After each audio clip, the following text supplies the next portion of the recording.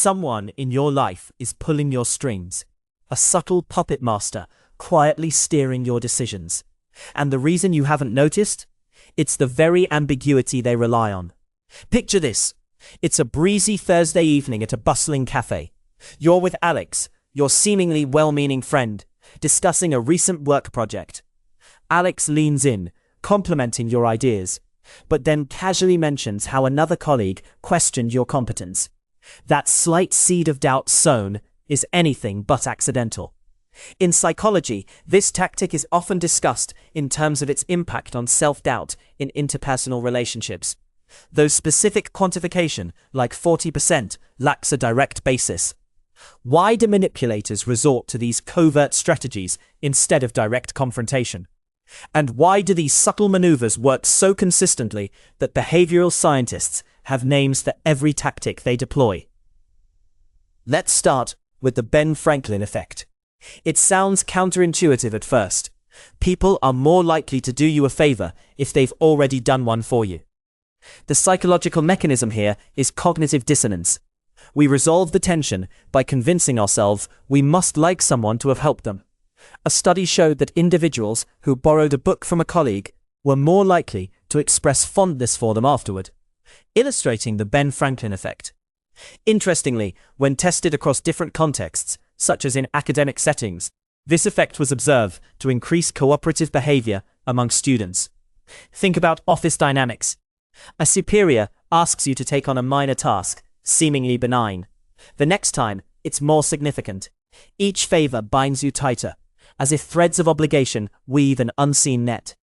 But here's the twist. What happens when a person doesn't care about the reasons behind their actions? Those individuals don't fall for this effect. They simply see it as transactional, valuing their time over unnecessary obligations. This is often due to a secure attachment style, where individuals feel confident in their own worth and maintain clear boundaries. This manipulation thrives on your need to be liked, subtly reinforcing your subconscious belief that you owe them. So why does the Ben Franklin effect make you feel like you must reciprocate beyond rationality? It exploits a fundamental desire for social cohesion and acceptance, driving us to maintain harmony, even at a personal cost.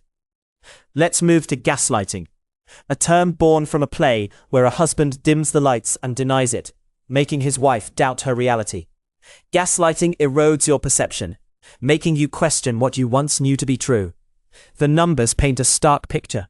In relationships, victims of gaslighting often experience heightened anxiety and self-doubt due to manipulated perceptions. Chronic exposure to gaslighting is associated with increased depressive symptoms, further deteriorating the victim's mental health. Consider Sarah, whose partner frequently forgets shared plans, only to insist they were never made. Over time, Sarah starts recording conversations, desperate for clarity. But here's the deviation. What when you're grounded, self-assured?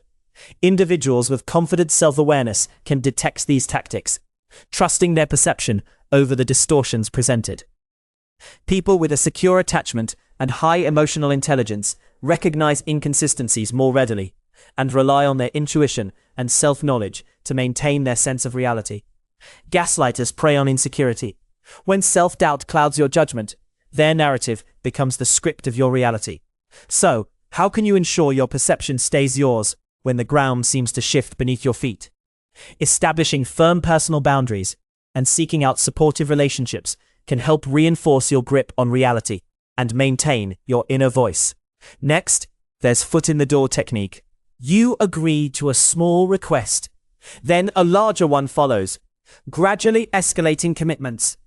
The mechanism is commitment and consistency, our need to align actions with self-image.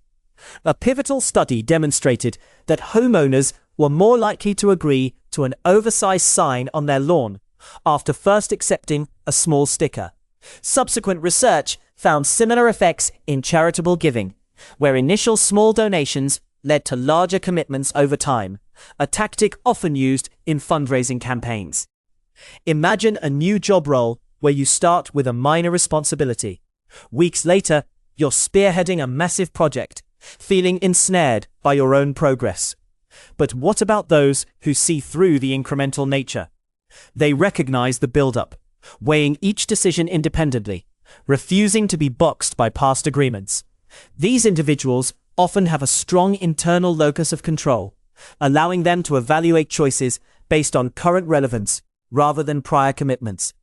This technique exploits your desire to appear consistent, yet awareness can shatter these chains. So, how do you maintain freedom when each yes feels like a step towards entrapment?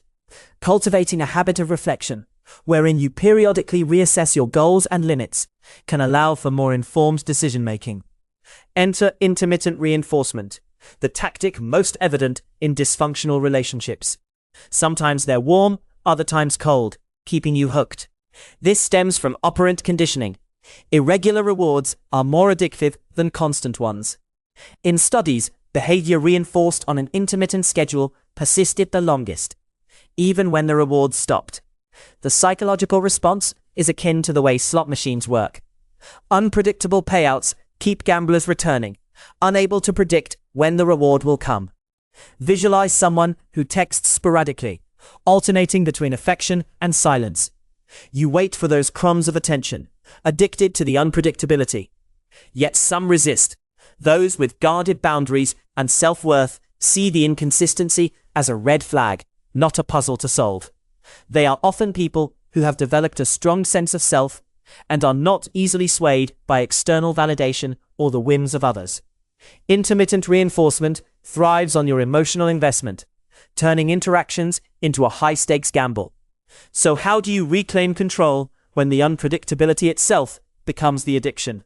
Strengthening your emotional resilience and engaging in self-reflection can help you recognize the unhealthy pattern and choose more stable and rewarding connections. Finally, the scarcity principle. Perceiving things as more valuable when they're less available. It's an economic principle applied to human behavior. When something seems rare, we want it more. A classic experiment found that cookie jars with fewer cookies were rated as more desirable, a 33% increase in perceived value over full jars. Additional studies in marketing reveal how limited time offers trigger a sense of urgency, increasing purchase likelihood. Picture a colleague who's always just out of reach, their time a prized commodity. You find yourself valuing their input more, simply because it's scarce. But what if scarcity is just a mirage? Those who question the construct see value where it truly lies, beyond mere perceived availability. This awareness often stems from a deep understanding of one's own needs and values, allowing individuals to discern worth based on intrinsic rather than extrinsic factors. This principle manipulates your perception of worth, making scarcity seem synonymous with value. How do you discern genuine value from manufactured scarcity? Keeping your desires grounded in reality. Practicing mindfulness and focusing on what genuinely brings fulfillment can anchor your sense of value, independent of external pressures. Back at the cafe with Alex. Every compliment and critique is a subtle dance of influence, a ballet of manipulation that feels all too personal now. They're calculated steps, interwoven through human interaction, exploiting our inherent psychological tendencies. But understanding these rules transforms them from invisible chains into visible patterns. These tactics thrive in shadows, like whispers behind closed doors. Yet once illuminated, they lose their power to bind you. Recognizing the game, seeing the strings, is the first step to cutting them, reclaiming the script of your own life.